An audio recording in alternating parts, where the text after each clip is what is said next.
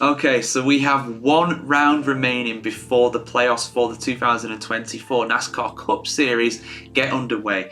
That final round is the Cookout Southern 500 from Darlington, South Carolina, that is on this weekend. So with that in mind, guys, I wanted to have a look at how people qualify for the playoffs, explain who is already in the playoffs and who is potentially going to be in the playoffs and what the different permutations of this all is. Now, if you know anything about NASCAR, you know that this system is very complicated, so I'm going to try and do my best to explain how this all works. So back in the day, there used to be something called the chase. Now, this is when I first started watching NASCAR. It was basically up to a certain point, the top 12 in the points, they go on to challenge for the championship. Nobody from outside the top 12 can do so. It's just those 12 guys. They go and battle it out throughout the rest of the season for the overall champion. Things are different now though.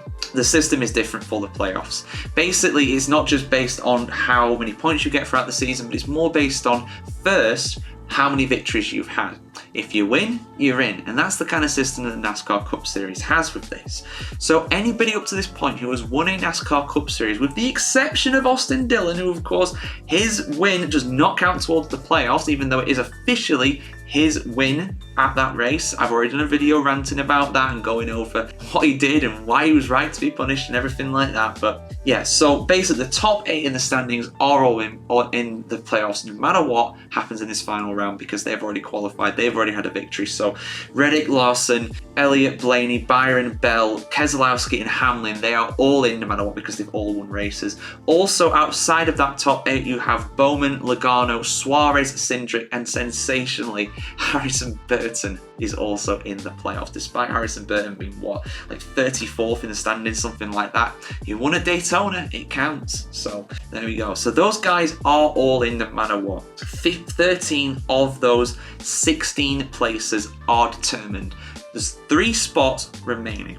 Now currently in the points, so you basically have the drivers that are the highest up without getting a victory. The 3 of those are the ones that will make the playoffs as things stand now. As things stand, that is Martin Truex Jr., who is in 9th overall. You've got Ty Gibbs, who is in 10th overall, and Chris Buescher, who is 11th overall. Those 3 guys have all had no victories, but are the highest placed out of any of the guys that don't have a win in terms of their overall points. Now the guys that are on the bubble, so first I will explain that Martin Truex Jr. is 58 points ahead of Bubba Wallace, who is the next best placed driver who has not won a race this season so far.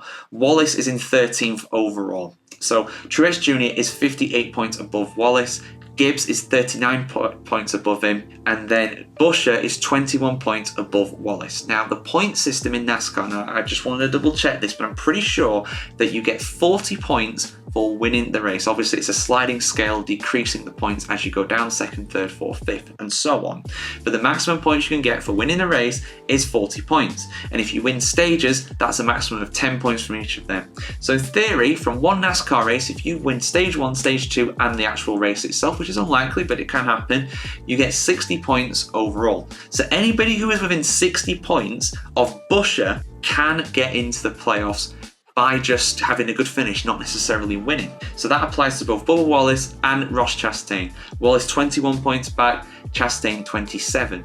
Then comes Kyle Busch and Chase Briscoe. They are 106 and 144 points respectively outside of that cutoff line as things stand. So they cannot get into the playoffs without winning. They have to win this weekend. Kyle Busch came so close to winning around Daytona, but he has to get a win this weekend if he is to get into the playoffs. And the same for Briscoe, and same for anybody else who is below Briscoe that has not won a race.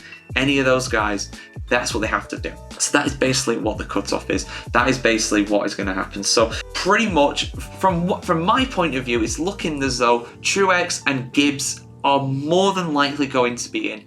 Buescher, Wallace and Chastain, they're going to be fighting it out for that final spot, and they have to hope and pray that nobody else below them wins. So that's what it is. That's the explanation of it. I hope I've done a good job with that, guys. Anybody who follows NASCAR will know how convoluted and complex their point system is. I think I've got a good handle on it. I've been following the sport for well over a decade, but honestly, it confuses even me sometimes because they change it all the time as well. This point system's only been in place since 2017, 2018, something like that. It's not been that long. So yeah, there we go. Who is your money on to make the playoffs? Obviously, we have 13 places decided, 3 remaining. It's going to likely be 3 of the guys that I just mentioned. Truex Jr., Gibbs, looking very good for it. Buescher, Wallace, Chastain, all on the bubble. Busch and Briscoe with some of their finishes. If they just get the victory this weekend, they'll be in. But there we go, guys. Who's your money on to make the playoffs? Who's your money on to win the Cookout Southern 500 as well around Darlington, South Carolina? And of course, for much more NASCAR content, do keep it tuned right here to the NASCARchronicle.com.